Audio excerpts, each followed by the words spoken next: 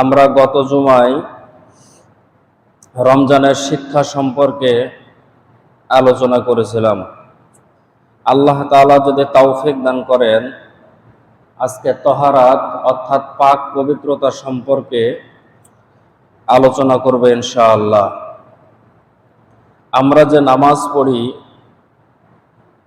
নামাজ পড়ার জন্য মসজিদে আসার পূর্বে আমাদের জন্য জরুরি বিষয় হলো পবিত্রতা অর্জন করা।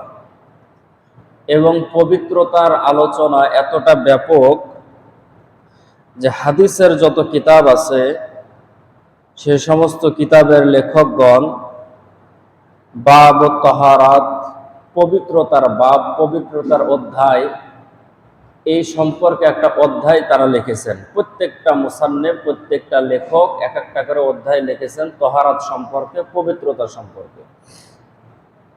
আমরা যদি পাক পবিত্রতা যদি ঠিকমতো যদি আমরা পবিত্রতা অর্জন না করতে পারি, তাহলে আমাদের ইবাদত করা বৃথা হবে। এই জন্য আমাদেরকে এই সমস্ত বিষয়গুলো জানা অত্যন্ত জরুরি। এবং রমজানের পরে যে শাওয়াল মাস, শাওয়াল মাসের নির্ধারিত কোনো আলোচনা না থাকার জন্য এই পবিত্রতা সম্পর্কে আপনাদের সামনে আলোচনা করব বলে নিয়াত করেছি। আল্লাহ তাআলা যেন তৌফিক দান করেন, বলেন আমিন। সম্মানিত মুসল্লিন ইকরাম, মানুষের জন্ম থেকে মৃত্যু পর্যন্ত সব কিছুর বিধিবিধান আল্লাহ পাক রব্বুল আলামিন কোরআনুল কারীমের মধ্যে দিয়েছেন। আর কোরআনের ব্যাখ্যাকার হলেন মুহাম্মদুর রাসূলুল্লাহ সাল্লাল্লাহু আলাইহি ওয়াসাল্লাম। তিনি হাদিস শরীফ দ্বারা আমাদেরকে এটার ব্যাখ্যা বুঝিয়ে দিয়েছেন। অর্থাৎ কোরআন হাদিস যদি আমরা মেনে চলি, তাহলে জন্ম থেকে মৃত্যু পর্যন্ত যতগুলো মানুষের জীবনের চলার পথে যা প্রয়োজন সবগুলো আল্লাহ রাসূল সাল্লাল্লাহু আলাইহি ওয়াসাল্লামের জীবন আদর্শ থেকে আমরা পাবো, কোরআন হাদিস থেকে আমরা পাবো। এখন আমাদেরকে সেগুলো জানতে হবে, সেগুলো বুঝতে হবে, সে অনুযায়ী আমল করার চেষ্টা করতে হবে। পাক এবং নাপাক এটা অত্যন্ত জরুরি বিষয়। কারণ মানুষের শরীর যদি নাপাক থাকে, অপবিত্র যদি থাকে, তাহলে মানুষের কোনো ইবাদত আল্লাহ পাক রব্বুল আলামিনের কাছে কবুল হবে না। এই জন্য পবিত্রতা অত্যন্ত জরুরি একটা বিষয়। রাসূল করিম সাল্লাল্লাহু আলাইহি ওয়াসাল্লাম সাহাবায়ে কেরাম রাদিয়াল্লাহু তাআলা আনহুদেরকে শিক্ষা দিতেছেন মসজিদের মধ্যে যে পোশাক পায়খানার মধ্যে, টয়লেটের মধ্যে তোমরা কিভাবে বসবা। তো হযরতে সালমান ফারসি রাদিয়াল্লাহু তাআলা আনহু বলেন যে আল্লাহর রাসূলের ইন্তেকালের পরে আমি একদিন মসজিদের মধ্যে বসে সাহাবীদেরকে শিক্ষা দিতেছি, অন্যান্য যারা নতুন তাদেরকে আমি শিক্ষা দিতেছি। তো একটা কাফের মসজিদের পাশ দিয়ে যায় আর নাকের মধ্যে রুমাল দিয়ে বলে যে ইসলাম ধর্ম এতটা খারাপ যে প্রসাব পায়খানা এই সমস্ত কথাগুলো তারা মসজিদে বসে আলোচনা করে। হযরতে সালমান রাদিয়াল্লাহু তাআলা আনহু সেই কথা শোনার পরে তাকে ডাক দিয়ে বললেন যে ভাই, আমি তো শুধু মুখে বলতেছি, কিন্তু রাসূল সাল্লাল্লাহু আলাইহি ওয়াসাল্লাম আমাদেরকে প্র্যাকটিক্যাল বসে দেখিয়ে দিয়েছে যে টয়লেটে কিভাবে বসতে হয়। আমরা যদি মানুষদেরকে যদি জিজ্ঞেস করি, যারা হয়তো কিছু লেখাপড়া করে, তারা শুধু বলতে পারবে যে সুন্নত তরিকায় কিভাবে টয়লেটে প্রবেশ করতে হয়, কিভাবে বসতে হয়, কিভাবে বের হতে হয়। তাছাড়া অন্যান্য যারা মানুষ আছে, যারা সাধারণ মানুষ, এই সমস্ত লেখাপড়ার ধারে কাছে যায় না বা কোনো আলোচকের আলোচনাও শোনে না, তারা ঠিকভাবে বলতে পারবে না যে টয়লেটে ঢোকার যে একটা আদব আছে, যে কিভাবে ঢুকতে হয়, কিভাবে বের হতে হয়, পোশাক পায়খানা করার সময় কিভাবে বসতে হয়, এই নিয়মটা যে আছে, মানুষ শুনলে এখনকার কিছু মানুষ আছে এটাও হাসে যে এটা কি বলার বিষয় নাকি। কিন্তু আপনি পোশাক পায়খানায় যাবেন কিভাবে, আপনি ঘুমাতে যাবেন কিভাবে, আপনি খানা খেতে বসবেন কিভাবে, সমস্ত বিষয়গুলো, রাস্তায় চলবেন কিভাবে, আল্লাহ রাসূল সাল্লাল্লাহু আলাইহি ওয়াসাল্লাম আমাদেরকে শিক্ষা দিয়েছেন। আমাদেরকে রাসূল সাল্লাল্লাহু আলাইহি ওয়াসাল্লামের জীবনী থেকে, সাহাবীদের জীবনী থেকে, এগুলো থেকে আমাদেরকে শিক্ষা গ্রহণ করতে হবে। সারাদিন শেষে আমরা যখন রাত্রের বেলা যখন ঘুমাতে যাই, ঘুমানোর একটা আদব আছে। যখন আমরা ঘুমাতে যাই সে সময় খাওয়া দাওয়া শেষে আমরা সব কমপ্লিট করার পরে রাসূল সাল্লাল্লাহু আলাইহি ওয়াসাল্লামের হাদিস দ্বারা প্রমাণিত যে নবীজি সাল্লাল্লাহু আলাইহি সাল্লাম রাতের বেলা কোনো খাবার খেলে এশার নামাজের আগে খাবার খেতেন। তারপরে এশার নামাজ শেষ করার পরে তিনি বেশি সময় জাগতেন না, তিনি ঘুমিয়ে যেতেন। এখন আমরা শুনতে পাই ডাক্তাররা বলে যে রাত্রে খাওয়ার পরে তাড়াতাড়ি ঘুমাবেন না, মাগরিবের পর পরে সন্ধ্যার পর পরে খানাটা খাবেন, তারপরে কিছু হাঁটাহাঁটি করার পর তারপরে ঘুমাবেন। আর এটা রাসূল সাল্লাল্লাহু আলাইহি সাল্লাম আমাদেরকে ১৫০০ বছর আগে শিক্ষা দিয়ে গেছেন যে কিভাবে রাত্রের বেলা খানা খেয়ে সঙ্গে সঙ্গে শুয়ে গেলে যে শরীরের ক্ষতি হয়, এটা নবীজি সাল্লাল্লাহু আলাইহি সাল্লাম আমাদেরকে ১৫০০ বছর আগে শিক্ষা দিয়েছেন। ডাক্তাররা এখন এসে বলতেছে মানুষের ডায়াবেটিস হচ্ছে, প্রেশার হচ্ছে, বিভিন্ন ধরনের অসুস্থতার কারণে ডাক্তাররা এখন বলতেছে যে রাত্রের বেলা খাওয়া দাওয়ার পরে সঙ্গে সঙ্গে শুয়ে যাবেন না, কিছু হাঁটাহাঁটি করবেন তারপরে শোবেন। সম্মানিত উপস্থিতি, আমরা বিছানায় যখন শুতে যাব বিছানাটা যে পরিষ্কার করতে হয়, নবীজি সাল্লাল্লাহু আলাইহি ওয়াসাল্লাম বলেন যে তোমরা বিছানা পরিষ্কার করবা চাদর দিয়ে, কাপড় দিয়ে তোমরা বিছানা পরিষ্কার করবা। কারণ মানুষের শরীরের চামড়া পরিবর্তন হয়, সেটা খুলে বিছানার মধ্যে পড়ে, কিন্তু তোমরা তোমাদের চোখে দেখতে পাও না। সেটা অন্য কিছু দিয়ে পরিষ্কার করলে যায় না, সেটা কাপড় দিয়ে পরিষ্কার করবা, তারপরে তোমরা বিছানার মধ্যে শোবো। এটা রাসূল সাল্লাল্লাহু আলাইহি সাল্লাম আমাদেরকে ১৫০০ বছর আগে শিক্ষা দিয়েছেন। বিছানার মধ্যে শুতে গেলে তোমাদেরকে দোয়া পড়তে হবে, আল্লাহুম্মা বিসমিকা আমুতু ওয়া আহইয়া। তোমরা দোয়া পড়ো, দোয়া পড়ে তোমরা শুয়ে যাও। নবী করিম সাল্লাল্লাহু আলাইহি সাল্লাম বলেন যে তোমরা শোয়ার সময় ডান কাত হয়ে শোবা এবং ডান হাত ডান গালের নিচে দিবা এবং বাম হাত তোমাদের ওর উপরে দিবা, রানের উপরে দিবা, এবং শোয়ার সময় পা গুলো হালকা বাঁকা করে নিবা, তারপরে তোমরা শোবা। রাসূল সাল্লাল্লাহু আলাইহি সাল্লাম ডান কাত হয়ে শোয়ার জন্য আমাদেরকে নির্দেশ করেছেন, আমাদেরকে বলেছেন। তাহলে শোয়ার যেটা সুন্নাত তরিকা। তারপরে সাহাবীরা জিজ্ঞেস করলো, ইয়া রাসূলুল্লাহ, ঘুমের মধ্যে যদি আমরা অন্য কাত হয়ে যাই? বলে ঠিক আছে, কোনো সমস্যা নাই, তবে তোমরা শোবা ডান কাত হয়ে। সাহাবীরা জিজ্ঞেস করলো, ইয়া রাসূলুল্লাহ, ঘুমের ভিতরে আমরা অনেক সময় ভয়ঙ্কর স্বপ্ন দেখি, তাহলে কি করব? নবীজি সাল্লাল্লাহু আলাইহি সাল্লাম বললেন যে ঘুম থেকে ওঠার পরে তোমরা কাত চেঞ্জ করবা, পাশটা চেঞ্জ করবা। যদি ডান কাত হয়ে থাকো তাহলে বাম কাত হবা, বাম কাত হয়ে থাকলে ডান কাত হবা। আস্তে করে বাম দিকে ৩ বার থুথু নিক্ষেপ করবা, তারপরে তোমরা আবার দোয়া পড়ে ঘুমিয়ে যাবা। সম্মানিত উপস্থিতি, ঘুমালাম আমরা সারা রাত। আমরা যখন ঘুম থেকে উঠব তখন আল্লাহ পাক রব্বুল আলামিনের হাবিব আমাদেরকে আবার দোয়া শিক্ষা দিয়েছেন যে তোমরা এই দোয়া পড়ো, দোয়া পড়ার পরে আবার তোমরা ঘুম থেকে ওঠো। আলহামদুলিল্লাহিল্লাযী আহইয়ানা বা'দা মা আমাতানা ওয়া ইলাইহিন নুশুর।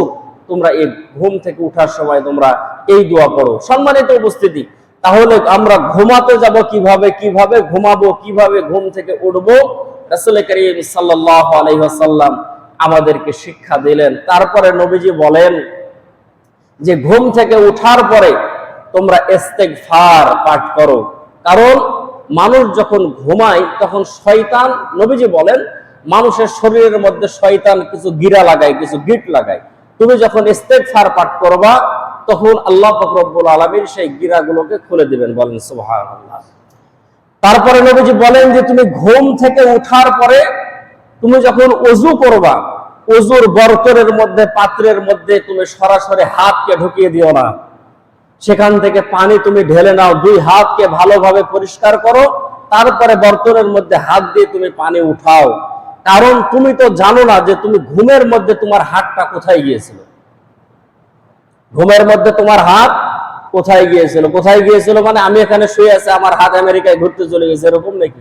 শরীরের মধ্যে এমন কিছু জায়গা আছে যেখানে নাপাকি থাকার সম্ভাবনা আছে, সেখানে গেলে হাত নাপাক হতে পারে। সেই হাত যদি আবার পানির মধ্যে যায় তাহলে পানিও নাপাক হওয়ার সম্ভাবনা আছে। এই জন্য নবীজি সাল্লাল্লাহু আলাইহি সাল্লাম বলেন যে ঘুম থেকে উঠার পরে সেই হাত তোমরা বর্তনের মধ্যে দিয়ে দিও না, হাতটাকে আগে ভালোভাবে ধোও, তারপরে বর্তনের মধ্যে হাত দিয়ে সেই পানি দিয়ে তোমরা ওযু করো। সুবহানাল্লাহ। সম্মানিত উপস্থিতি, তাহলে নবীজি সাল্লাল্লাহু আলাইহি সাল্লাম আমাদেরকে শিক্ষা দিলেন কিভাবে ঘুমাবো, কিভাবে উঠবো, কিভাবে আমরা বর্তন থেকে পানি নিয়ে আমরা ওযু করব। এখন আসেন, নবী করিম সাল্লাল্লাহু আলাইহি ওয়াসাল্লাম হাদিস শরীফের মধ্যে বলেন যে মানুষ ঘুম থেকে উঠার পরে সাধারণত আমরা প্রসাব পায়খানায় যাই, টয়লেটের মধ্যে আমরা যাই। এখন টয়লেটের মধ্যে যাওয়ার সময় কিছু আদব আছে, যে টয়লেটের মধ্যে যখন আমরা প্রবেশ করব, বাথরুমের মধ্যে আমরা যখন প্রবেশ করব, তখন সেটা হলো নিকৃষ্ট জায়গা। দুনিয়ার মধ্যে সব থেকে শ্রেষ্ঠ জায়গা হলো মসজিদ, নিকৃষ্ট জায়গা হলো বাজার, কিন্তু তার থেকেও নিকৃষ্ট জায়গা, খারাপ জায়গা হলো টয়লেট। সেখানে শয়তান বসবাস করে, খারাপ জিনেরা সেখানে বসবাস করে। এই জন্য অনেক ওলামা ইকরাম বলেন যে আমাদের গ্রাম অঞ্চলে এখন এটা প্রচলন চলে এসেছে, আগে শহরের মধ্যে ছিল, যে রুমের সঙ্গে অ্যাটাচ যে বাথরুম থাকে, এটাকে ওলামা ইকরাম নিষেধ করেন, যে সেখানে খারাপ জিন থাকে, সেখানে শয়তান থাকে। যেখানে আমরা বসবাস করি, রুমের সঙ্গে টয়লেট না করা। সম্মানিত উপস্থিতি, সেটা ভিন্ন বিষয়। এখন আমাদের যেটা স্বভাবগত, যেটা প্রাকৃতিক ডাক, ঘুম থেকে ওঠার পরে মানুষ টয়লেটের মধ্যে যায়। টয়লেটের মধ্যে মানুষ কিভাবে প্রবেশ করবে? নবীজি সাল্লাল্লাহু আলাইহি সাল্লাম বলেন যে তোমরা যখন টয়লেটের মধ্যে প্রবেশ করবা, বাথরুমের মধ্যে যখন প্রবেশ করবা, তখন তোমরা বাম পা দিয়ে প্রবেশ করবা এবং দোয়া পড়বা, আল্লাহুম্মা ইন্নী আউযু বিকা মিনাল খুবসি ওয়াল খাবাইস। নবীজি সাল্লাল্লাহু আলাইহি সাল্লাম বলেন যে বাথরুমে প্রবেশ করার সময় যদি তোমরা এই দোয়া না পড়ো, তাহলে তোমার লজ্জা স্থান শয়তান দেখে ফেলে। এই খেয়াল আমাদের কারো নাই। মানুষ যাতে করে না দেখে, এই জন্য আরে ফেলে দরজা লাগাই দিয়েছে, সুন্দর করে টাইলস লাগাইছে, দেওয়াল কমপ্লিট করেছি। কিন্তু দোয়া পড়ে টয়লেটের মধ্যে যদি প্রবেশ না করে, তাহলে দুষ্ট জিন শয়তান মানুষের লজ্জা স্থান দেখে ফেলে। এটা নবীজি সাল্লাল্লাহু আলাইহি সাল্লামের কথা, কিন্তু আমাদের এই দিকে কারো কোনো খেয়াল নাই। টয়লেটের মধ্যে প্রবেশ করার পরে এখন মানুষ টয়লেটের মধ্যে বসবে কিভাবে? সাধারণত টয়লেটের মধ্যে বসার সময় মানুষ হাঁটুর কাপড় তুলে বসে, এটা জানার বিষয়, বোঝার বিষয়। কিন্তু নবীজি সাল্লাল্লাহু আলাইহি ওয়াসাল্লাম যেটা আমাদেরকে শিক্ষা দিয়েছেন, হাঁটুর উপরে কাপড় তোলা এটা কবিরা গুনাহ। বিশেষ মুহূর্ত ছাড়া হাঁটুর উপরে কাপড় তোলা যাবে না, টাকনোর নিচে পরা যাবে না। হাঁটুর নিচ থেকে আর নাভির উপর থেকে, নাভির নিচে কাপড় পরাও কবিরা গুনাহ। যে কাপড় পরবে তারও কবিরা গুনাহ, কেউ যদি দেখে তারও গুনাহ। হাঁটু বের করে রাখাও কবিরা গুনাহ, দেখাও কবিরা গুনাহ। কত বড় মারাত্মক গুনাহ চিন্তা করেছেন? আমি হাঁটু বের করি নাই, কিন্তু একজন বের করে আছে, এটা দেখাও কবিরা গুনাহ, এটা সতরের অন্তর্ভুক্ত। এই জন্য এটা ঢেকে রাখা, নাভির ওপর থেকে হাঁটুর নিচ পর্যন্ত এটা পুরুষের সতর, এটা ঢেকে রাখা। আর নারীরা যখন বের হবে বাইরে, তখন মাথার চাঁদি থেকে শুরু করে পায়ের তালু পর্যন্ত ঢেকে রাখা, এটা নারীদের সতর। আর পুরুষের সতর নাভির ওপর থেকে হাঁটুর নিচ পর্যন্ত, এটা খোলা যাবে না। বাইরে মানুষ যখন বের হবে খোলা যাবে না। টয়লেটে বসার সময় খোলা যাবে না। লুঙ্গি নিয়ে ভালোভাবে হাঁটু ঢেকে বসতে হবে। এখন যারা লুঙ্গি ব্যবহার করে, তাদের হাঁটু ঢেকে বসার যায়, কিন্তু আমাদের যুবকেরা যে টাইট প্যান্ট পরে, এই প্যান্ট পরে হাঁটু ঢেকে বসার কোনো না। ওই প্যান্ট খুলে আলাদা জায়গাতে রাখি, তারপরে বসতে হবে, তাছাড়া বুঝবে না। সম্মানিত উপস্থিতি, হাঁটু ঢেকে টয়লেটের মধ্যে বসার সময়ও হাঁটু ঢেকে বসতে হবে। এখন মানুষের মধ্যে অনেক বদ অভ্যাস আছে, যে মোবাইল টিপতে টিপতে এমন অবস্থা হয়েছে যে পায়খানার যখন যায় তখনও মোবাইল বাইন্ধে নিয়ে যায়, যে ওটুক সময়ও আর মোবাইল না টিপলে হবে না। টয়লেটে যখন বসে থাকবে তখন কিভাবে বসবে? ওখানে বসে কি গান শুনবে না গান বাজাবে? রাসূল সাল্লাল্লাহু আলাইহি সাল্লাম আমাদেরকে শিক্ষা দিয়েছেন, টয়লেটে যখন তোমরা বসবা, বাম পায়ের উপরে ভর দিয়ে বসবা। বেশি ভর যাতে করে বাম পায়ের উপরে থাকে। বাম হাত থাকবে এই বাম পেটের নিচে, আর ডান হাত থাকবে ডান গালের কাছে। এইভাবে টয়লেটে বসার হলো সুন্নত নিয়ম। আমরা অনেক মানুষ আছি এই নিয়ম জানি না, বললে মানুষ হাসে যে এটাকে বলার কথা, এটা রাসূল সাল্লাল্লাহু আলাইহি সাল্লামের শিখিয়ে দেওয়ার কথা, দেখায় দেওয়ার কথা। সম্মানিত উপস্থিতি, টয়লেটের মধ্যে থাকার পরে যে সমস্ত আমাদের প্রয়োজন সারার পরে আমরা সেখান থেকে যখন বের হব, সেখান থেকে আমাদেরকে পবিত্রতা অর্জন করতে হবে, যাতে করে প্রসাব পায়খানার কোনো ছিটা আমাদের শরীরের মধ্যে, আমাদের কাপড়ের মধ্যে না লাগে, আমরা সেখান থেকে পবিত্রতা অর্জন করে আমরা বের হলাম। আমাদের জীবনে আমরা অনেক উস্তাদকে দেখেছি, আমাদের অনেক শিক্ষককে দেখেছি যে তারা টয়লেটের মধ্যে আলাদা একটা কাপড় রাখতো এবং টয়লেটের কাজ শেষ করার পরে, প্রসাব পায়খানা শেষ করার পরে, পানি ব্যবহার করার পরে সেই কাপড় দিয়ে সেই পানি মুছার পরে আবার লুঙ্গি, মানে লুঙ্গিতে যাতে করে সেই কাপড়, সেই পানিগুলো যাতে করে না ভরে, সেদিকে খেয়াল রাখতো। আর আমি আমার জীবনে এমন একটা শিক্ষককে পেয়েছি যে শিক্ষক যে লুঙ্গি পরে যদি টয়লেটে যায়, আসার পরে সেই লুঙ্গি চেঞ্জ করতো, তারপরে নামাজ পড়তো, ওই লুঙ্গি পরে সে নামাজ পড়তো। এতটা পাকের দিকে, যাতে করে শরীরের মধ্যে নাপাকি না লাগে, আমার ইবাদত যাতে করে নষ্ট না হয়, এতটা সে খেয়াল রাখতো। বাথরুম থেকে যখন বের হতে হবে, গোফরানাকা আলহামদুলিল্লাহিল্লাযী আযহাবা আন্নিল আযা ওয়া আফানি, আপনি যদি এত বড় না পারেন শুধু গোফরানাকা এতটুকু বললেও হবে, অনেকেই বলেছেন, বলে আপনি বাথরুম থেকে যখন বের হবেন তখন আপনি ডান পা দিয়ে বের হলেন। সম্মানিত উপস্থিতি, এটা তো হলো যারা ঘেরা বাথরুমের মধ্যে, আমরা যারা এই টয়লেটের মধ্যে যারা প্রসাব পায়খানা করি তাদের ঢোকার আদব, বের হওয়ার আদব। কিন্তু যারা বাইরে যারা প্রসাব পায়খানা করে, অনেক মানুষ আছে, সেদের এক টিভি চ্যানেল রিপোর্ট করেছে যে সব থেকে বিশ্বের মধ্যে সব থেকে খোলা জায়গায় যারা পায়খানা করে তারা হলো ভারতের লোক। এখনো তারা খোলা জায়গার মধ্যে প্রসাব পায়খানা করে, ওদের অধিকাংশ মানুষের বাড়িতে প্রসাব পায়খানা নাই। এখন তো আলহামদুলিল্লাহ আমাদের গ্রামে গঞ্জে ভালো প্রসাব পায়খানার ব্যবস্থা হয়েছে, আলহামদুলিল্লাহ। সম্মানিত উপস্থিতি, এখন প্রসাব পায়খানার বসার কিছু আদব আছে। যারা বাইরে যারা প্রসাব পায়খানা করে, অনেক সময় আমাদেরকেও করতে হয়। এমন এক জায়গায় গেছি, যাওয়ার পরে দেখা যায় যে টয়লেটের কোনো ব্যবস্থা নাই, কিন্তু সেখানে প্রসাবের প্রয়োজন আছে, ওযু করতে হবে, নামাজ পড়তে হবে। সে জায়গায় যাওয়ার পরে আমরা প্রসাব পায়খানা করার সময় এই বিষয়গুলো আমাদেরকে খেয়াল রাখতে হবে। এক নাম্বার, আমরা যখন প্রসাব পায়খানা করতে বসবো তখন আমাদেরকে খেয়াল রাখতে হবে কেবলা দিক যাতে করে আমাদের সামনে বা পিছনে না হয়। কেবলা দিক সামনে করে রাখা, কেবলা দিক পিছনে করে রাখা, কেবলা দিক সামনে করে প্রসাব পায়খানা করতে বসা বা পিছনে করে প্রসাব পায়খানা করতে বসা আদবের খেলাফ, সম্পূর্ণ নিষেধ। খেয়াল রাখতে হবে। তাহলে কেবলা দিক সামনে রাখা বা কেবলা দিক পিছনে রেখে বসা, অর্থাৎ কেবলা দিক হলো আমাদের দিক থেকে পশ্চিম দিক, আমাদের দিক থেকে পশ্চিম দিক হলো কেবলা দিক। মদিনা থেকে কেবলা দিক হলো দক্ষিণ দিক। তাহলে যারা দক্ষিণ দিকে, মদিনায় যারা নামাজ পড়ে তারা দক্ষিণ দিককে কেবলা, দক্ষিণ দিকে মুখ করে নামাজ পড়ে। সম্মানিত উপস্থিত, তাহলে যাদের দিক থেকে যেদিকে কেবলা, আমাদের বাংলাদেশ থেকে কেবলা হলো পশ্চিম দিকে। এই জন্য আপনাদের সাধারণ আমাদের বোঝার জন্য বলি, পশ্চিম দিকে মুখ করে বসা বা পিঠ করে বসে প্রসাব পায়খানা করা সম্পূর্ণ নিষেধ। তাহলে বাইরে প্রসাব পায়খানা করতে বসতে হলে আমাদেরকে খেয়াল করতে হবে যাতে করে পশ্চিম দিকে পিঠ করে বা পশ্চিম দিকে মুখ করে আমরা না বসি, এই দিকে খেয়াল রাখতে হবে। দ্বিতীয় নাম্বার, রাস্তার উপরে কিংবা রাস্তার কিনারায় প্রসাব পায়খানা করা, এটা তো হলো কমন বিষয়, কিন্তু এটা নিষেধ। রাস্তার উপরে বা রাস্তার পাশে, রাস্তার উপরে বা রাস্তার পাশে যদি মানুষ প্রসাব পায়খানা করে তাহলে যারা সে রাস্তা দিয়ে চলাচল করবে তাদের কষ্ট হবে কিনা, এই জন্য এই জায়গায় প্রসাব পায়খানা করা নিষেধ।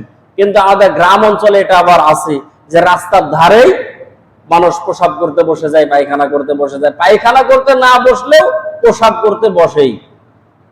আবার এমনও হয় যে ঢিলা করার সময় একজন এক ঢিলা করে ফেলেছে, ওই ঢেলা নিয়ে আরেকজন চালাই দিয়েছে। এই জন্য পারতপক্ষে বাইরে চেষ্টা করবেন, বাইরে যাওয়ার সময় টিস্যু সঙ্গে রাখা, টিস্যু ব্যবহার করা, এটা খেয়াল করবেন। তাহলে রাস্তায় কিংবা রাস্তার পাশে প্রসাব করা নিষেধ। কোন গর্তের ভিতরে প্রসাব পায়খানা করা বা সূর্য, চন্দ্র এবং সূর্য বরাবর প্রসাব পায়খানা করতে বসা।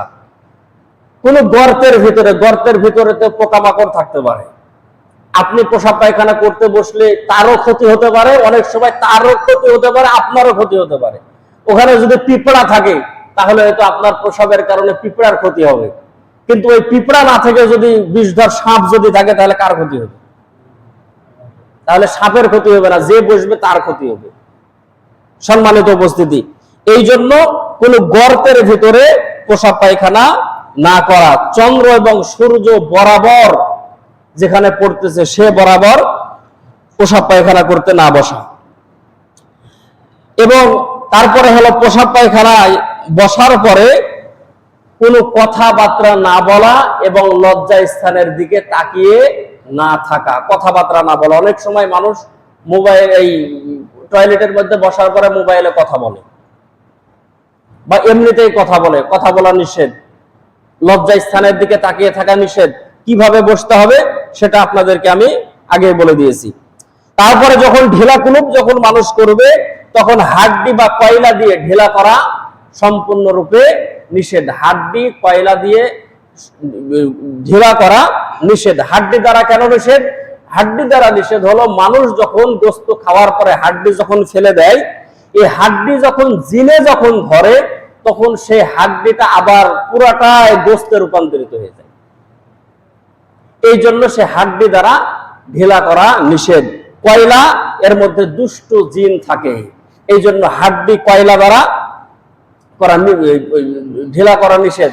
অনেক সময় বলে যে হুজুর কোনো সমস্যা নাই, বাইরে গেছিলাম, ওখানে যাওয়ার পরে ওই বট গাছের নিচে প্রসাব করেছে, তারপরে যে কি হলো রাত্রের বেলা ঘুমাইলেই কে যেন তাড়ায়, কোন দুষ্ট জিনের কবল এসে পড়েছে, এই জন্য এই সমস্ত সমস্যাগুলো হয়।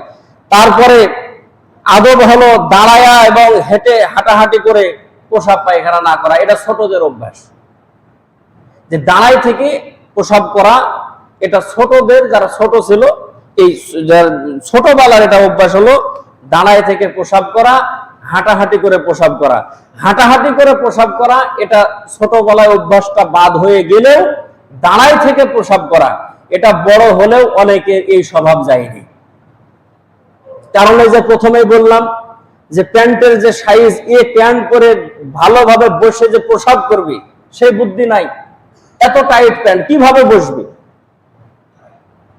এবং এরকম অবস্থার মধ্যে এখন আমাদেরকে পড়তে হয় যে বিভিন্ন, যখন আমরা শহরের মধ্যে যাই, বিভিন্ন রেস্টুরেন্টের মধ্যে আমরা ঢুকলে দেখি সেখানে বসে প্রসাবের কোনো ব্যবস্থা নাই, সব দাঁড়ায় থেকে প্রসাব করার ব্যবস্থা করে রেখেছে। এখন আমরা হুজুররা বিপদে পড়ি যে প্রসাব করার জন্য এখন আমাদেরকে ঢুকতে হয় পায়খানার ভিতর। অনেকদিন আগে, এখন তো বোধহয় ফুড ভিলেজ নাই সিরাজগঞ্জে, তো ঢাকায় যাওয়ার সময় সিরাজগঞ্জে গাড়ি থামাইছে ফুড ভিলেজের ওখানে, তো প্রসাব করার জন্য ওখানে গেছি। ওখানে যাওয়ার পরে দেখতেছি এক লোক ওর বেটাকে নিয়ে গেছে। এখন ওই যে দাঁড়াই থেকে প্রসাব করার যে জায়গা, সেটা তো বড় মানুষ দাঁড়ালে কোমর বরাবর মাজা বরাবর হয়ে যায়, দাঁড়ায় থেকে প্রসাব করতে পারে।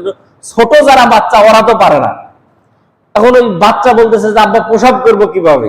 তো বললে যে বেটা দাঁড়াই থেকে করো, আমি ওই পাশে পায়খানাতে আছি। তো বেটা দাঁড়াই থেকে বলতেছে যে আব্বা পাল্লা পাল্লে লাগে, কাঠটা কত দূর যায়? কথা কি বুঝেছেন? যে কাঠটা কত দূর যায়, ছোট বেটা ওর তো আর হোশ নাই। এই হলো অবস্থা। এই জন্য দাঁড়ায় থেকে প্রসাব করা নিষেধ, দাঁড়ায় থেকে প্রসাব করা যাবে না। সম্মানিত উপস্থিতি, হাঁটাহাঁটি করে প্রসাব করা ছোট বাচ্চারা যদি নিষেধ করে, তাহলে যদি করে তাহলে নিষেধ করবেন। তারপরে বিনা প্রয়োজনে পানির মধ্যে প্রসাব করা, এটাও ছোটদের অভ্যাস। আগে পুকুরে যেত গোসল করতে, পুকুরের ভিতরে কাজ কাম সাইরে গোসল করে একবারে উঠে চলে আসতো। পানির ভিতরে প্রসাব করা যাবে না, এটা প্রসাব পায়খানার আদব, একটু খেয়াল করে শুনবেন। তারপরে ফলদার ছায়াদার গাছের নিচে প্রসাব করা, প্রসাব পায়খানা করা। যেই গাছে ফল দেয়, যেই গাছে ছায়া দেয়, সেই গাছের নিচে প্রসাব পায়খানা করা নিষেধ। কারণ মানুষ সেখানে আরামের জন্য যায়, বিশ্রামের জন্য যায়। ওখানে যদি মানুষ প্রসাব পায়খানা করে আসে, তাহলে কি মানুষ ওখানে আরামের জন্য বসতে পারবে? বিশ্রামের জন্য বসতে পারবে? বসতে পারবে না। বা ওখানে পায়খানা করে আসলেন, বড় আম গাছের নিচে পায়খানা করে আসলেন, বড় একটা আম আসার পরে পায়খানার উপর বললো, খাবার আর কোনো যুক্তি থাকে না। এই জন্য ছায়াদার এবং ফলদার গাছের নিচে প্রসাব পায়খানা করা নিষেধ, আমরা সেগুলোতে করব না। তারপরে হলো গোসলখানায় পায়খানা প্রসাব করা নিষেধ। এখন আমাদের গোসলখানা আর পায়খানাই একটাই, তবে যদি নির্ধারিত যদি থাকে যে এটা গোসলখানা, গোসলের জায়গা, তাহলে আমরা সেক্ষেত্রে খেয়াল করব যে গোসলখানায় প্রসাব পায়খানা আমরা সেখানে করব না। এবং আমাদেরকে খেয়াল রাখতে হবে যে প্রসাব করার সময়, প্রসাব পায়খানা শেষ করার পরে আমরা যেখানে যে অবস্থাতেই করি না কারণ আদবগুলো খেয়াল রাখবো এবং আমরা দোয়া পড়তে কোনো সময় ভুলবো না। কারণ দোয়া যদি আমরা না যদি পড়ি তাহলে লজ্জা স্থান দেখে ফেলে শয়তান, সেই দিকে আমাদেরকে খেয়াল রাখতে হবে। সম্মানিত উপস্থিতি, ছেলে মানুষের জন্য ঢিলা ব্যবহার করা অত্যন্ত জরুরি। ঢিলা ব্যবহার করা অত্যন্ত জরুরি। ছেলে মানুষের জন্য ঢিলা ব্যবহার করা অত্যন্ত জরুরি। কারণ আপনারা নিজেরা পরীক্ষা করেও দেখতে পারেন, প্রসাব করে উঠার পরে কিছুক্ষণ পরে দেখবেন যে লুঙ্গি আবার ভিজা ভিজা লাগে, 2-1 ফোঁটা প্রসাব আবার বের হয়। আর ওই প্রসাব যদি শরীরের মধ্যে যদি লেগে যায়, 50 বছর যদি মানুষ নামাজ পড়ে, সেই নামাজ দিয়ে সে জান্নাতের মধ্যে যেতে পারবে না। এই জন্য খেয়াল রাখতে হবে যে প্রসাব করার পরে অন্তত পক্ষে ঢিলা করা। এখন ঢিলা করবেন যে আপনি পায়খানায় গেলেন, প্রসাব করলেন, প্রসাব করার পরে ঢিলা নিয়ে আপনি বাড়ির আগনা চারিদিক আপনি তাওয়াফ করার মতো ঘুরতে লাগলেন। রান্নাঘরের মধ্যে বেটার বউ রান্না করছে আর আপনি আগনার ঢুকছেন, বেটার বউ দেখে না শ্বশুরের হাত কোন জায়গায়। আপনি প্রসাব করবেন যে জায়গায়, পায়খানা করবেন যে জায়গায়, ঢিলা কুলুপ করবেন সে জায়গায়। প্রসাব করেছে এই জায়গায়, ঢিলা নিয়ে হাঁটতে হাঁটতে চলে এসে দিগ্রাম মোড়ে, উমা শূন্যতা দায় করছে, 40 ধাপ যে হাঁটতে হবে হুজুর, 40 ধাপ হাঁটতে হবে, তুমি এই জায়গাতে হাঁটো, তোমাকে হাঁটতে হাঁটতে মোড়ে কোন জায়গায় যেসব মানুষ দেখছে না, তুমি হাত কোন জায়গা দিয়ে আসো, লুঙ্গি সুন্দর করে জড়িলে হাঁটতে হাঁটতে চলে এসে, এটা তো শরমের কথা। এই জন্য প্রসাব পায়খানা করতে হবে যে জায়গায়, ঢিলা কুলুপ করব সেই জায়গায়। মা বোনদেরকেও বলবেন তারাও যাতে করে পবিত্রতা অর্জন করে। একজন বুজুর্গ খুব আল্লাহর ওলি, খুব পরহেজগার মানুষ, যে দোয়া করে সে দোয়াই কবুল হয়। তো সবাই তার কাছে আসে, পানি পড়া, তেল পড়া, যত ধরনের পড়া আছে নিয়ে যায়। তো স্ত্রী একদিন বলতেছে যে শোনো, তোমার এই বুজুর্গই আমার বা হাতের কামাই। এ শোনার পরে স্বামীর মেজাজ খারাপ, যে ইবাদত বন্দেগী করি আমি, আর তুমি বলতেছো যে আমার বা হাতের কামাই, এটা হলো নাকি? বলে হ্যাঁ, এটা আমার বা হাতেরই কামাই। বলে এটা কি কোনো কথা? পরের দিন থেকে স্ত্রী ঠিক মতো ঢিলা কোনো ব্যবহার করে না, পাকনা পাখির কোনো ধার ধারে না, ওইভাবে রান্না করেছে। ঠিক আল্লাহর বান্দা ইবাদত বন্দেগী করে, পানিতে ফু দেয়, কিন্তু আর কাজে হয় না। নামাজ পড়লে আগে যে মজা পেত, এখন আর সেই মজা পায় না। স্ত্রীকে জিজ্ঞেস করলো যে কি ব্যাপার, এরকম হলো, কারণটা কি? বলে আগে আমি ঠিকভাবে তহরাত, পবিত্রতা অর্জন করতাম, কিন্তু এখন আমি ঠিকভাবে পবিত্রতা অর্জন করি না। ওই যে বললাম যে তোমার এই ইবাদত বন্দেগী এত বুজুর্গি, এটা আমার বা হাতের কামাই। এই জন্য আমাদের নামাজে যে অমনোযোগী হয়, ইবাদতে যে মন বসে না, এটা আমাদের অপবিত্রতার কারণেও হতে পারে, এবং আমাদের স্ত্রীর, আমাদের বাড়ির যে মহিলারা আছে তাদের পাকনা পাখির কারণে এগুলো হতে পারে। এই জন্য নিজেরাও ভালোভাবে পবিত্রতা অর্জন করব, বাড়িতে যাওয়ার পরে মা বোনদেরকেও বলবো তারাও যাতে করে ভালোভাবে পবিত্রতা অর্জন করে। এই দিকে আমাদেরকে খেয়াল রাখতে হবে, কারণ পবিত্রতা ছাড়া মানুষ ইবাদতের যে স্বাদ, যে মজা, সেটা মানুষ পায় না।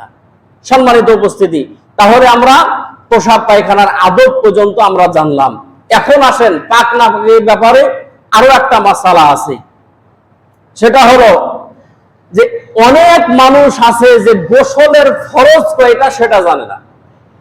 মানুষের যদি গোসল যদি ফরজ হয়, আর মানুষ যদি সেই গোসল করার যে ফরজ আছে এগুলো যদি আদায় না করে, তাহলে ও যদি সমুদ্রের পানি দিয়েও যদি গোসল করে, ওর শরীর পাক হবে না। কথা কি বুঝেছেন? মানুষের যদি গোসল ফরজ হয়, আর সে যদি গোসলের যে ফরজ আছে এটা যদি আদায় না করে, আর সে সমুদ্রের ভিতরে একদিন কেন যদি 1 বছর ধরে যদি গোসল করে, ওর শরীর পাক হবে না, নাপাকই থেকে যাবে। এই জন্য খেয়াল রাখতে হবে যে গোসল যদি ফরজ হয় তাহলে গোসলের ফরজ আদায় করে। এখন কথা হলো যে হুজুর গোসল ফরজ হয় কখন? এখন গোসল ফরজ হয় কখন এটা হয়তো কয়েকজন মানুষ জানে, বা কয়েকজন মানুষ জানার ভিতর হয়তো 1-2টা জানে। এখন গোসল ফরজ হয়, 1 নাম্বার গোসল ফরজ হয় যদি স্বপ্নদোষ হয়। তাহলে ঘুমের ভিতরে যদি স্বপ্নদোষ যদি হয়ে যায়, ঘুমের ভিতরে হোক বা চেতনে হোক, যদি স্বপ্নদোষ যদি হয় তাহলে গোসল ফরজ হয়ে যাবে, নারী পুরুষ উভয়েরই। আয়েশা সিদ্দিকা রাদিয়াল্লাহু তাআলাকে আল্লাহ রাসূল জিজ্ঞেস করতেছেন যে আয়েশা, মহিলাদের কি স্বপ্নদোষ হয়? আয়েশা সিদ্দিকা মুখের ভিতর কাপড় দিয়ে বলে, ইয়া রাসূলুল্লাহ, আমি কি কোনো সময় বলেছি যে হয় না? তাহলে কি বোঝা গেল? হয়। এই জন্য নারী পুরুষ উভয়েরই যদি স্বপ্নদোষ যদি হয় তাহলে তার উপরে গোসল ফরজ, অথবা যে কোনো উপায়ে শরীর থেকে যদি বীর্য যদি বের যদি হয় সাওহাতের সাথে, দফকের সাথে, তাহলে পরে তার উপরে গোসল ফরজ হয়ে যায়। এক নাম্বার বোঝা গেল তো? এক নাম্বার। দ্বিতীয় নাম্বার হলো বিবাহের পরে হালাল ভাবে স্বামী স্ত্রী সহবাস করলে তার উপরে গোসল ফরজ হয়ে যায়। শুধু স্বামীর উপরে গোসল ফরজ না, স্বামীর উপরে গোসল ফরজ, স্ত্রীর উপরে গোসল ফরজ, উভয়ের উপরেই গোসল ফরজ। তিন নাম্বার হলো মহিলাদের যখন হায়েজ হয়, যখন পিরিয়ড হয়, হায়েজ শেষ হওয়ার পরে, হায়েজ যখন শেষ হয়ে গেল, যখন শেষ হয়ে গেছে তার উপরে গোসল করা ফরজ। এবং বাচ্চা হওয়ার পরে যে নেফাসের যে রক্ত বের হয় 40 দিন বা কম হতে পারে, সর্বোচ্চ 40 দিন, এরপরে তখন তার রক্ত বন্ধ হয়ে যাবে, তখন তার উপরে গোসল করা ফরজ। এখন খেয়াল রাখেন, গোসল ফরজ হয় কোন সময়? স্বপ্নদোষ হলে গোসল ফরজ, স্বামী স্ত্রী মেলামেশা করলে, সহবাস করলে গোসল ফরজ। হায়েজ থেকে যখন মহিলারা যখন হায়েজ শেষ হবে তখন তার উপরে গোসল ফরজ, নেফাস যখন শেষ হবে তার উপরে গোসল করা ফরজ। এখন ওয়াজিব গোসল কি? ওয়াজিব গোসল হলো মৃত ব্যক্তিকে গোসল করানো, এটা হলো ওয়াজিব গোসল। আর কেউ যদি নতুন মুসলমান যদি হয়, নবমুসলিম মুসলমানকে কালেমা পড়ানোর আগে, নবমুসলিমকে কালেমা পড়ানোর আগে তার উপরে গোসল করা, এটা হলো ওয়াজিব। তাহলে ফরজ গোসল হয় 4 কারণে, ওয়াজিব গোসল 2 কারণে। খেয়াল করে মনে রাখবেন। সুন্নত গোসল কি? জুমার দিনে গোসল করা, এটা হলো সুন্নত। 2 ঈদের দিনে গোসল করা, এটা হলো সুন্নত। মানুষ যখন হজ এবং উমরায় যাবে ইহরাম পরার আগ দিয়ে গোসল করা, এটা হলো সুন্নত। নফল গোসল কি? যেটা আমরা প্রতিদিন করি কোন রকমের কারণ ছাড়াই, পবিত্র ভালো শরীর যাতে করে গন্ধ না করে, ভালোর জন্য আমরা যেটা প্রতিদিন গোসল করি, এটা নফল গোসল। আমরা যখন হাদিসে যখন পড়েছে যে আল্লাহ রাসূল মদিনায় 7 দিন পর একদিন গোসল করতেন, তখন আশ্চর্য হতাম। কারণ আমাদের বাংলাদেশের প্যাচপ্যাচে আবহাওয়া, এই মসজিদে আসবেন, ঘরে যাবেন, গেঞ্জি পাল্টাতে হবে। চিন্তা করতেন যে 7 দিন একটা মানুষ গোসল না করে কিভাবে থাকা যায়। কিন্তু আল্লাহ রাসূল তো সব থেকে শ্রেষ্ঠ মানুষ। আল্লাহ রাসূল আতর ব্যবহার করতেন, সেটি করতেন মাঝখানে, উপরে আতর ঢালি দিতেন, আল্লাহ রাসূলের কপাল বেয়ে আতর করতেন। আল্লাহ রাসূল হাতের তালুতে আতর ব্যবহার করতেন, যত বাচ্চাদের মাথায় হাত দিতেন তাদের কাছ থেকে আল্লাহ রাসূলের আতরের ঘ্রাণ বের হতো। সে মানুষটা 7 দিন গোসল করে থাকে কিভাবে? কিন্তু মদিনায় যাওয়ার পরে আমরা বুঝলাম মদিনার আবহাওয়া এত সুন্দর যে 7 দিন কেন, 15 দিন গোসল না করলে শরীরে কিচ্ছু হবে না। আবহাওয়া এত সুন্দর মদিনার আবহাওয়া। এই জন্য আমাদের দেশের আবহাওয়া খারাপ, এই জন্য এই গরমের সময় দিনে 3 বার গোসল করা লাগে, এটা হলো নফল গোসল। তাহলে এখন ফরজ গোসল আমাদেরকে শোনেন, এখন ফরজ গোসলের জন্য আবার গোসলের ফরজ আছে 3টা। যারা বলেন কয়টা? গোসলের ফরজ হলো 3টা। যারা নুরানি মাদ্রাসায় বক্তব্যে পড়ে ওরাও জানে যে গোসলের ফরজ হলো 3টা। 1 নাম্বার ভালোভাবে গড়গড়া সহ কুলি করা। 1 নাম্বার ভালোভাবে গড়গড়া সহ কুলি করা। শোনেন, আমি যখন দাওরা শেষ করি, দাওরা শেষ করার পরে আমরা 17 জন মাওলানা নতুন টাটকা কেবল হুজুর হয়েছি, সেই বছর আমাদেরকে ওই 3 চিল্লা দেওয়ার জন্য মাদ্রাসা থেকে বলেছে যে 1 সাল দেওয়ার জন্য, আর না হলে কমপক্ষে 3 চিল্লা দিতে হবে। 3 চিল্লা দেওয়ার জন্য আমরা গোপালগঞ্জে গেছি। তো গোপালগঞ্জে যাওয়ার পরে এক মসজিদে সাইনবোর্ড লাগাই দিয়েছে বড় করে যে তবলিগ জামাত ঢোকা নিষেধ, বড় করে লেখা যে তবলিগ জামাত ঢোকা নিষেধ, ঢুকতে দেবে না তাই মসজিদে। এখন আমরা ওই জায়গায় ফজরের পর মসজিদ চেঞ্জ করে ফজরের পর গেছি। আমির সাহেব বলতেছে যে জোহর পর্যন্ত থাকি, দেখি জোহরের সময় তো মসজিদ খুলবে, মসজিদে তালা মেরে দিয়ে চলে গেছি যে মসজিদে ঢুকতে দেবে না। এখন জোহরের সময় আসছে, মসজিদের সভাপতি বলতেছে যে না, তাবলিগ ঢোকা যাবে না, ঢুকতেই দিবে না। তো বললাম যে কারণটা কি, তো ওরা দোষ বললো, বহুত ধরনের দোষ, তাবলীগের এই বানাইছে নাই কথা বলে বহুত ধরনের কথা। তা আমরা আমাদের কোনো পরিচয়, আমরা বললাম যে কাকা শোনেন, আপনি থাকবেন আমাদের সাথে, থাকার পরে আমরা কি কি ভুল বলি এই ভুলগুলা শুধু আপনি ধরাই দিবেন, তাহলে তো ঠিক হয়ে গেল। তো ওনাকে বুঝাই শোনা দিল যে ঠিক আছে। ওই যখন যখন বয়ান হয় আর তালিম হয় ওই মসজিদে বসে। প্রথম দিন আমাকে দিয়েছে বয়ান করতে মাগরিবের পর। তা আমি এই তোহারাত সম্পর্কে আলোচনা করতে বলছি যে ওজুর ফরজ করা, ওই মুরব্বী পাশে বসতে ফক করে বলছে সাইড দেয়। ওটা মাদ্রাসার ছাত্ররা ছিল, ওরাও হেসে দিয়েছে আর সাইড দেয় সেটি। এখন শোনেন যাই হোক, লম্বা চড়া কথা, মুরব্বী পরে ওনাকে শিখাই দিয়েছি যে গোসলের ফরজ, ওজুর গোসলের ফরজ করা, তো যে সাইড দেয়। তো ছাত্ররা হেসে দিয়েছে, যারা আরো সাথীরা ছিল যে সারা জীবন পড়লাম তিনটা, এই বলছে সাইড দেয়। তো পরে যাই হোক তিনটা শিখাই দিয়েছি যে কি কি তিনটা। পরবর্তীতে ওই আমার বুকের সাথে লিয়া জনমের কান্দা কান্দিছে আর বলতেছে যে হুজুর আরো 50 বছর আগে আসার দরকার ছিল তাবলীগ মসজিদে, আরো 50 বছর আগে আসার দরকার ছিল, কারণ আপনি যদি আজকেও না আসতেন তাহলে গোসলের যে তিনটা ফরজ আছে এটা জানতাম না। আর ওই যে গোসলের যে কি কি ফরজ গুলা বলেছে এগুলা শুনলে আপনারা হাসবেন, এগুলা আর বললাম না।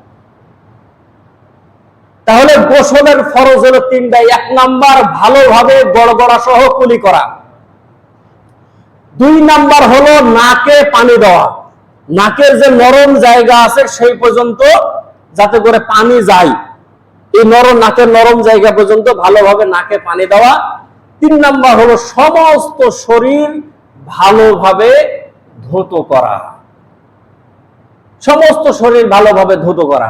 এর মধ্যে যদি একটা চুলের গোড়া যদি ভিজে তাহলে আপনার ফরজ গোসল আদায় হবে না।